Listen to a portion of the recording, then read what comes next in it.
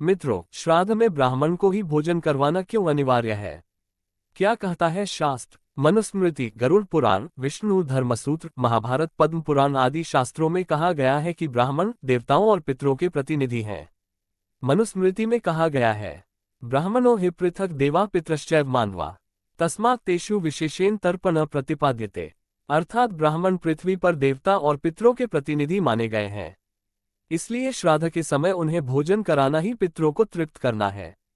गरुड़ पुराण के पूर्व खंड में कहा गया है, यथा वहनो हुत द्रव्यम तिष्ठत्यग्नो न शंकया तथा ब्राह्मण भुक्तम तु पितृणा प्रतिपद्यते।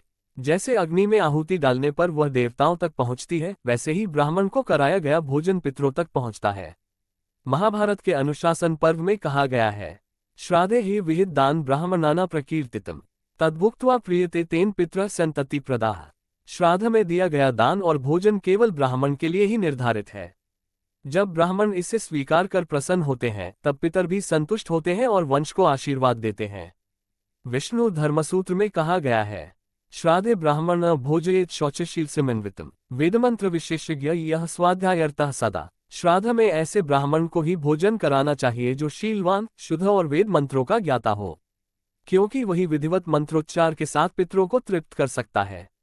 पद्म पुराण का श्राद्ध खंड कहता है, यह श्रोत्रियो ब्राह्मण शुद्धो दान्तो जितेन्द्रिय तस्मै दत्वा ही यत् किंचित पितरः तृप्तिमाश्रयेत।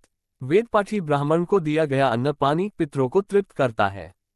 श्राद्ध में ब्राह्मण भोजन का महत्व इसलिए है क्योंकि ब्राह्मण पितरों और देवताओं के प्रतिनिधि हैं।